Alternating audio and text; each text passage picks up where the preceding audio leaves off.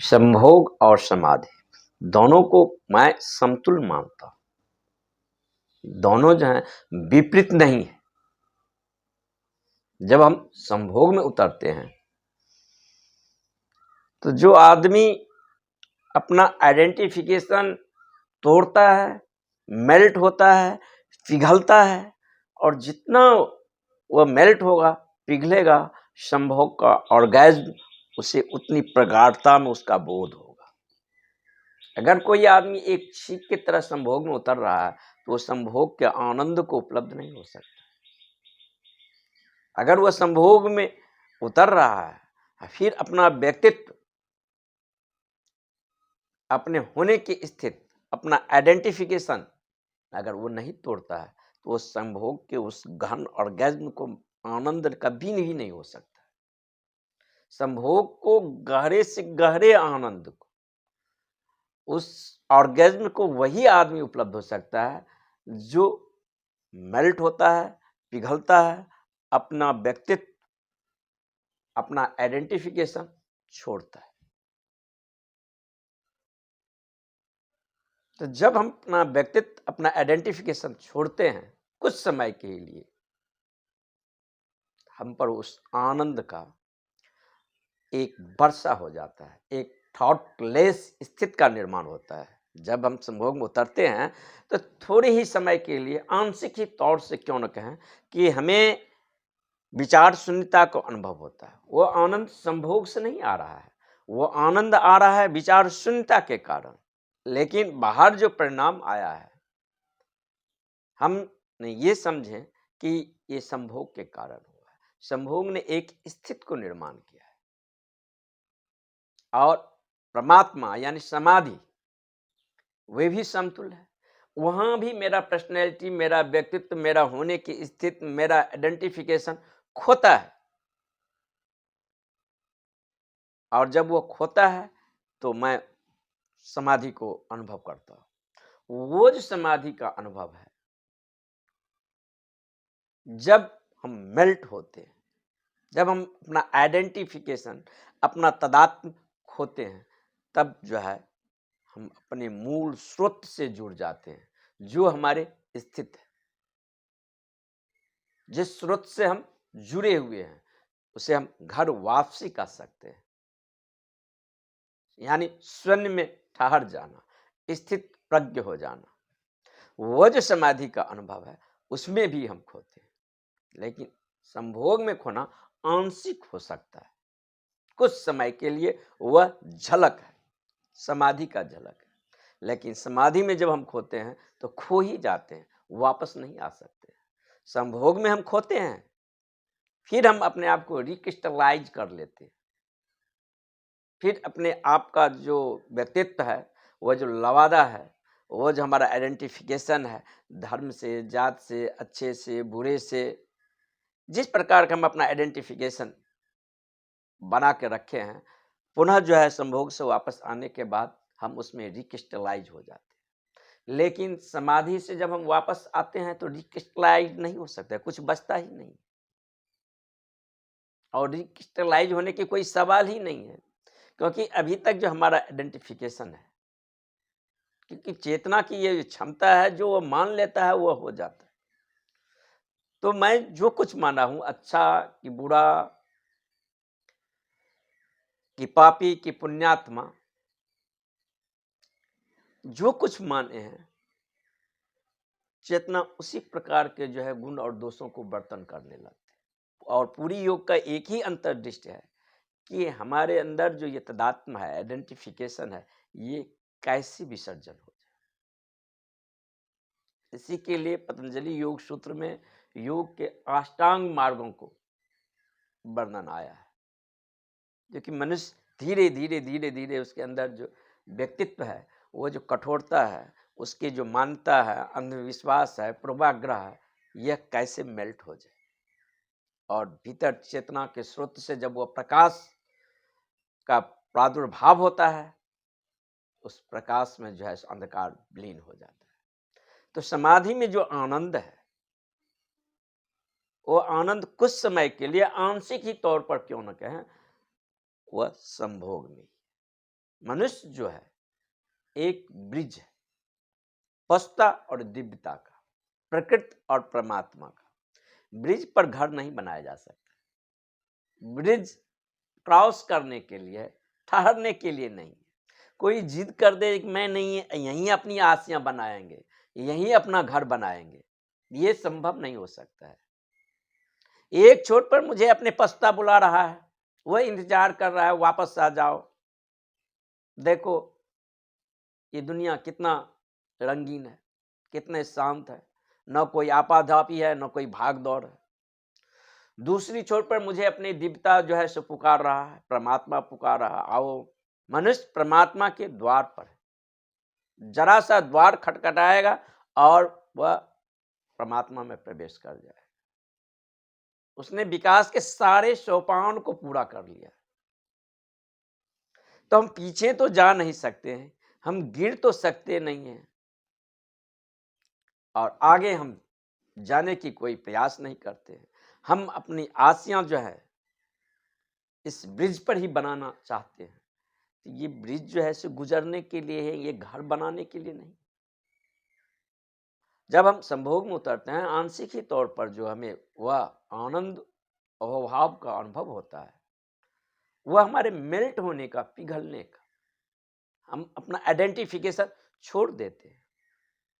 एक अहंकारी आदमी संभोग का वो अनुभव नहीं ले सकता है जिसका अहंकार उतना बड़ा नहीं है, क्योंकि अहंकारी आदमी हमेशा अपने ईगो को ख्याल में बनाकर रखता है, और उसे वह ईगो जो है अपना पर्सनैलिटी छोड़ने ही नहीं देता है। उसके भीतर एक कठोरता आ जाता है, और उस कठोरता के कारण वो संभोग का वह आनंद नहीं ले सकता है। संभोग में एक तरलता चाहिए, एक बहाव चाहिए, तब संभोग का हम उस गहन ऑर्गेज्म को उपलब्ध हो सकते। पतंजलि योग सूत्र में कहते हैं, जब साधक समाधि को उपलब्ध कहते हैं तो कहते हैं कि एक संभोग नहीं, कहते हैं 14 लाख पुरुष और 14 लाख स्त्री अगर संभोग कर रहे हैं, ये सब मिलकर जो एक गहन ऑर्गेज्म का अनुभव जो होगा, उस आनंद और उत्सव में साधक 24 घंटा रहता है। हमारे हाथ में कंकड़ पत्थर है, हम कंकड़ पत्थर को तब तक नहीं छोड़ेंगे जब उससे कोई बहुमूल्य चीज नहीं आ जाएगा। तो संभोग जो है सो प्रकृति के निचली सीढ़ी है, जहां हम दो व्यक्ति मिलते हैं, दोनों व्यक्ति जो है अपना पर्सनैलिटी, अपना ईगो छोड़ते हैं, और एक संवाद होता है प्रेम का, जहां शरीर साधन है, मिलन दो आत्माओं के बीच होता है, क्षणिक होता है, फिर हम वहां से जब उतरते हैं रिक्रिस्टलाइज हो जाते हैं। लेकिन समाधि में जब हम मिलते हैं तो वहां से वापस आने का कोई उपाय ही नहीं है, रिक्रिस्टलाइज हो ही नहीं सकते हैं, क्योंकि अभी तक जो हमारा आइडेंटिफिकेशन था बहुत क्षुद्र बातों से अर्पित था, असीमित अब सीमित होना नहीं चाहता है। तब तो आश्चर्य एक ही लगता है कि ये असीमित सीमित में बंद कैसे गया। दुनिया की अगर सबसे बड़ी आश्चर्य होगा तो यही आश्चर्य होगा, जो बांधा जा ही नहीं सकता है उस पर यह बंधन हुआ क्या। अगर दुनिया के आश्चर्यों में इस आश्चर्य को देखा जाएगा, देखिए प्रकाश पर अंधकार तो आ ही नहीं सकता। अंधकार यानी कि क्या है, प्रकाश का अनुपस्थित। प्रकाश के उपस्थित होते ही अंधकार समाप्त हो जाता है। फिर भी चेतना को कहा जाता है प्रकाशमान, और चेतना पर ये गहन मूर्छा आ कैसे गए, ये देखकर एक आश्चर्य होता है। हम सीढ़ी के निचले छोर पर भी मिलते हैं, लेकिन उस संभोग में जब हम उतरते हैं तो एक ऑर्गेज्म का अनुभव होते हैं। जब हम सीढ़ी को ऊपर के छोर पर मिलते हैं तब जो एक गहन ऑर्गेज्म का अनुभव होता है, वहां से वापस नहीं लौटा जा सकता। यहाँ से हम मिलते हैं फिर रिक्रिस्टलाइज हो जाते हैं। तो मनुष्य अगर गिरे तो इतना नीचे गिर सकता है कि कोई पशु नहीं गिर सकता। कोई पशु हिटलर, नादिर शाह और चंगेज खान नहीं बन सकता, लेकिन मनुष्य जब गिरता है तो पशुता से भी हद कर देता है। जब एक पशु को भूख लगता है तभी किसी जानवर को हत्या करता है, अन्यथा जब उसका पेट भरा हुआ हो तो वह किसी को हत्या नहीं करना चाहता। लेकिन एक मनुष्य जिसका कोई भूख ही नहीं है और इतना जनसंहार करे, इतिहास गवाह है कि हिटलर और नादिर शाह चंगेज खां की जब आत्मकथा पढ़ेंगे, इससे बर्बर और जंगली कोई पशु नहीं हो सकता। तो मनुष्य अगर गिरे अपनी संभावना से तो वह पशुता के हद को भी पार कर सकता है। लेकिन अगर मनुष्य ऊपर को ओर अपने शिखर को ओर बढ़े तो बुद्ध, महावीर और कृष्ण बन सकते हैं। जो एक बुद्ध और महावीर और कृष्ण की संभावना है, वह प्रत्येक मनुष्य की संभावना है। हम पुकारे या न पुकारे, संबोधि प्रतिपल मेरा प्रतीक्षा कर रहा है। और जब तक मैं अपना संभावना को, शिखर को उपलब्ध नहीं हो जाता हूं, तब तक जो है सो चेतना कुमारी ही रहेगी। तो संभोग और समाधि दो विपरीत बातें नहीं है।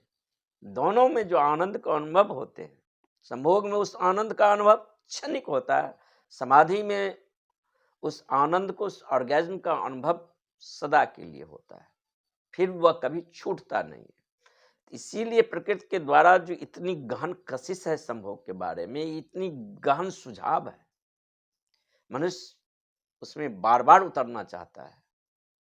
वो दो शरीर को मिलने के लिए नहीं मिलता, वो आनंद जो उसे, वो जो ऑर्गेज्म उसे उपलब्ध हुआ है, वो जो उसने आनंद को जाना है, कुछ समय के लिए बदलियां छट गया है, उसके कारण वह उसमें उतरता है। लेकिन वह एक स्थिति का निर्माण करते हैं। इसे हम काकतलीय न्याय कह सकते हैं। एक आदमी वृक्ष के नीचे बैठा था, कौवे ने आवाज किया कि एक फल गिरा। वह आदमी कार्य कारण की श्रृंखला में यही देखेगा कि कौवा जो आवाज किया है, इसके कारण ये फल गिरा है। लेकिन फल पकने का समय आ गया था, अब फल पककर गिरेगा ही। कोई चीज जब पक जाता है तो फिर गिरता है।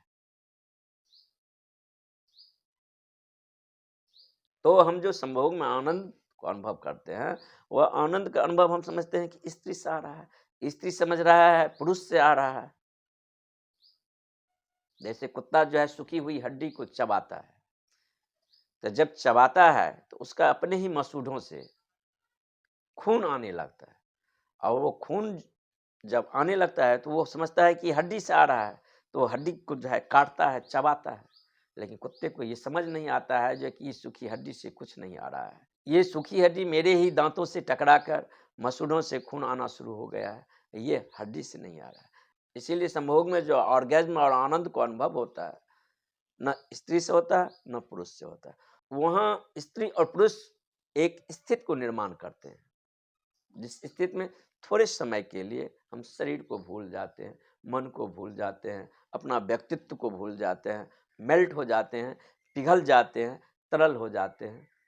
उस तरलता में थोड़े समय के लिए वो बदलियां जो है छट जाता है, और अपना मूल स्वभाव का जो है मुझे दर्शन होता है, उस आनंद का बोध होता है। ये दो विपरीत बातें नहीं है। एक मिलन सीढ़ी के नीचे के छोर पर है, दूसरा मिलन सीढ़ी के ऊपर के छोर पर है।